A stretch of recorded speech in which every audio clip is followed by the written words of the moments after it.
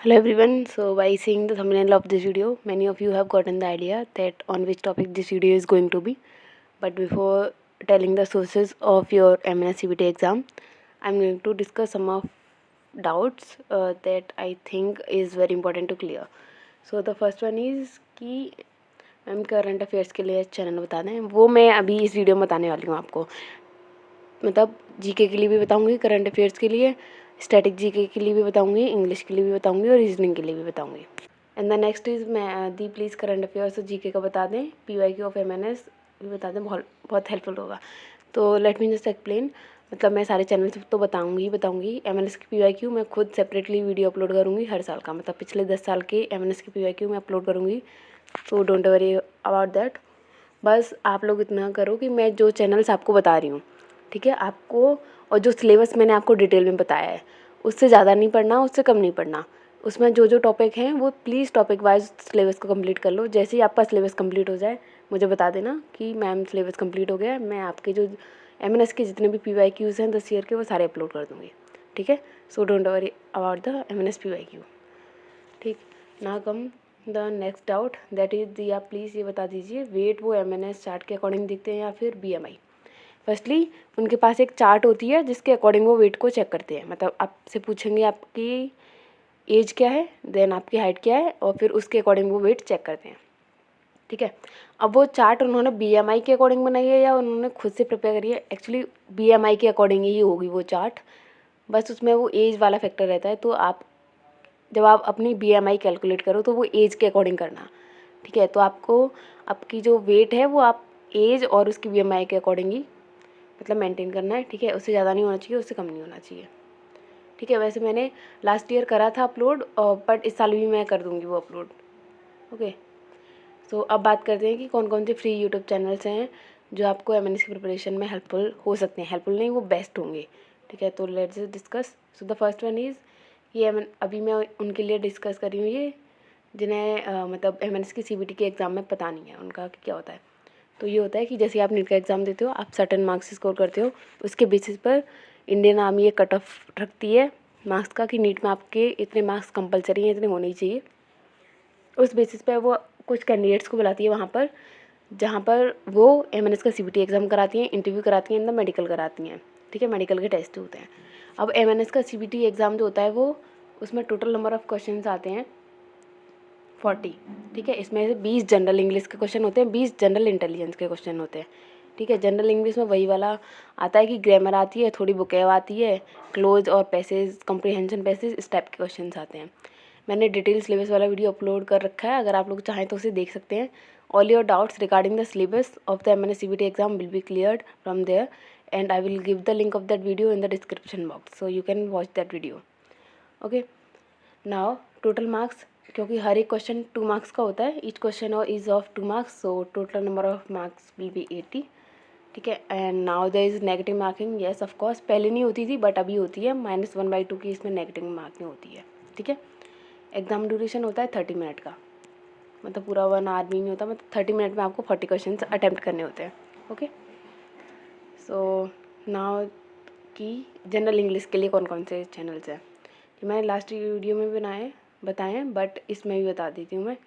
General English के लिए जो चैनल्स हैं, इसमें मैंने 2 और ऐड कर दिए।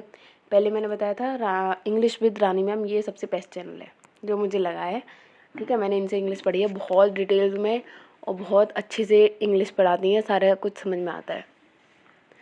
देन तरुण ग्रोवर, ये भी काफ़ी अच्छे हैं, इनसे भी मैंने मतलब कुछ कॉम्प्रिहेंशन पैसेज और क्लॉज पैसेज मैंने मतलब इन्हीं से सीखे थे, तो काफ़ी अच्छा समझाते हैं ये भी। अगर कंफर्टेबल हैं तो ये 2 बेस्ट हैं, ठीक है। उसके बाद में जैसे आपको ज़्यादा डेप्थ में नहीं पढ़ना है, जिस सिर्फ MNS के लेवल का, क्योंकि वो ज़्यादा डेप्थ में पूछते भी नहीं है, क्योंकि 40 क्वेश्चन आपको 30 मिनट में करने होते हैं, और इट जस्ट कि MNS का CBT है, ऑलरेडी आप जो नीट के एग्ज़ाम दे चुके होते हो, तो इसमें इतनी टेंशन भी नहीं होती है ना। तो वो आप ओशियन जो गुरुकुल्स करके एक चैनल है वहाँ से भी कर सकते हैं, एंड KD लाइफ एक करके है, तो यहाँ से भी कर सकते हैं आप।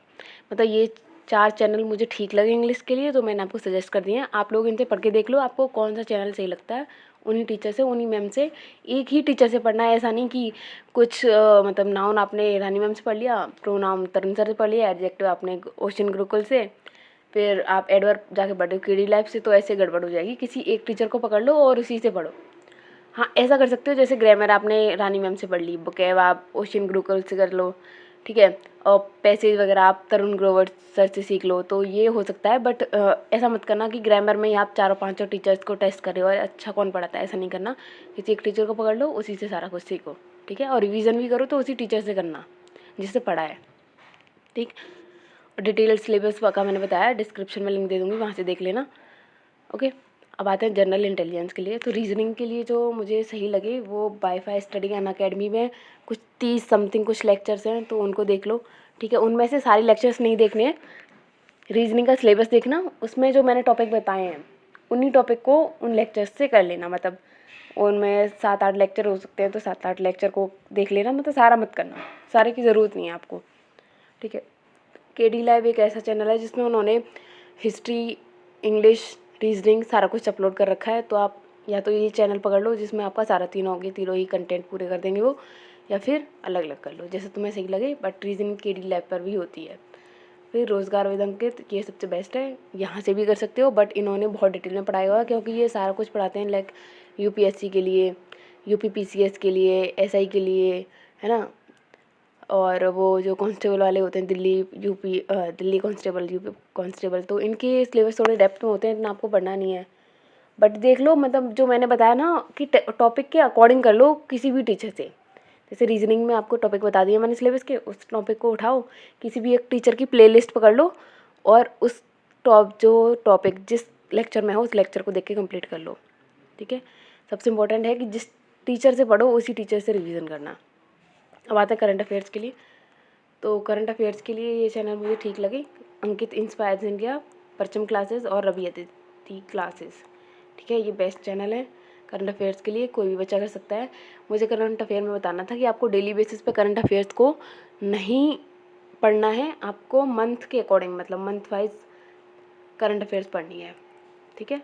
वो भी 1 साल की बस, इससे ज़्यादा नहीं पढ़नी है, मंथ वाइज पढ़नी है। डेली डेली की करंट अफेयर्स मत करने लग जाना भाई, यूपीएससी नहीं निकालना है, सिर्फ एमएनएस का एग्ज़ाम देना है, ठीक है। तो मंथ वाइज करंट अफेयर्स करनी है, मतलब सिर्फ 12 महीने की करंट अफेयर्स ही करनी है। तो मंथ वाइज हर ऑनलाइन यूट्यूब चैनल वाले डालते हैं, तो 12 लेक्चर होंगे उनके मंथ वाइज के, वही देखने हैं, उससे ज़्यादा नहीं देखना है। स्टैटिक जीके में आपको सिर्फ एशियन हिस्ट्री पढ़नी है, जैसे वेद हो गए और जो मोहनजोदड़ो से रिलेटेड जो है ना, वही टॉपिक करने हैं, उससे ज़्यादा नहीं करना है कुछ भी, ठीक है। इस तरह हो गया। अब हैं ये इंटरव्यू वाले क्वेश्चंस, को कुछ बच्चों को इंटरव्यू से रिलेटेड भी डाउट थे, मैम इंटरव्यू का क्या करें। अब इंटरव्यू के लिए कुछ भी नहीं करना है, 14 जून तक वेट करो, जैसा आपका रिजल्ट आए उसके बाद इंटरव्यू देखेंगे। इंटरव्यू की प्रिपरेशन मैं खुद कराऊंगी, मैंने 2 बार इंटरव्यू दिया है, आई नो कि वो क्या पूछते हैं, किस तरह के क्वेश्चन होते हैं, तो वो मेरे ऊपर छोड़ दो, मैं यूट्यूब से कराऊंगी, ठीक है। नेक्स्ट इज जी, आप प्लीज़ ये बता दीजिए वेट, वो हाँ वेट का हो गया, बीएमआई के अकॉर्डिंग ही देखेंगे। बट एज का वो फैक्टर याद रखना कि जैसे कभी कभी होता है ना कि कोई जो बच्ची देने जा रही है उसकी 18 एज है, ठीक है, कोई एक और जा रही है उसकी 22 है, तो दोनों का वेट का क्राइटेरिया जो होगा अलग अलग ही होगा ना, तो उसके अकॉर्डिंग देखना फिर, तो इसलिए डिफरेंट हो जाता है। कभी कभी कहते हैं ना कि अरे मेरा भी 40 था, उसका भी 40 था, मुझे तो अनफिट कर दिया, उसको फिट क्यों कर दिया, तो उसका एज वाला फैक्टर रहता है, ठीक है। इसके अलावा और कोई डाउट है then let me know in comment section, I will answer all of your doubts, ठीक है। मतलब जैसे ही नेक्स्ट वीडियो बनाऊंगी ना, उससे पहले मैंने ये सोचा है कि जो भी आपके डाउट्स हुआ करेंगे इंपॉर्टेंट, ये तो नहीं कि मतलब मैं ऑलरेडी डाउट डिस्कस कर चुकी हूँ उसको ही मैं वापस आंसर करूँगी, भैया मेहरबानी कर दो, ऐसा मत करवाओ मुझसे, ठीक है। वीडियोस प्लीज़ देख लिया करो पूरी, सुन के मतलब मुझे चिढ़न आने लगती है लिटरली, मतलब मैं कहना नहीं चाहती हूँ, बट जो डाउट बता चुकी होती है ना वो कमेंट सेक्शन में पूछते हुए मैं बोलती हूँ यार सुनते नहीं है, फिर बार बार पूछते हैं वही क्वेश्चन, तो सुन लिया करो, मेरे लिए नहीं तुम्हारे लिए ही है, okay. So that's all for today and share this video to the other candidate जिनको एमएनएस के लिए करना है, या फिर उन्हें चाहिए कि फ्री सर्विसेज कौन से है, तो ये बता दीजिएगा। जो पेड बैचेस आप लोग हैं ना, I swear on my god, मुझे मतलब कुछ नहीं मिल रहा है, I am not earning a single penny from the YouTube, but I just wanted to know. और मैं ज़्यादा कंटेंट अपलोड भी नहीं करती हूँ, कंटेंट मैं करती भी हूँ तो वो एमएनएस के रिगार्डिंग ही करती हूँ, और ये 1-2 महीने ही करूँगी, इसके बाद मैं करूँगी भी नहीं, ठीक है। तो I just want to just give the right information to the right people, क्योंकि बच्चों को ना, बच्चे होते मासूम, तो काफ़ी टीचर्स वो सोचते नहीं है इस बारे में। कभी कभी तो बच्चे ऐसा होते हैं कि डेप्ट लेके, मतलब कर्जा लेके वो क्लासेस को खरीदते हैं, फिर उनको वो सोर्सेज मिल भी नहीं पाते हैं। तो I just wanted to help the children, that's all.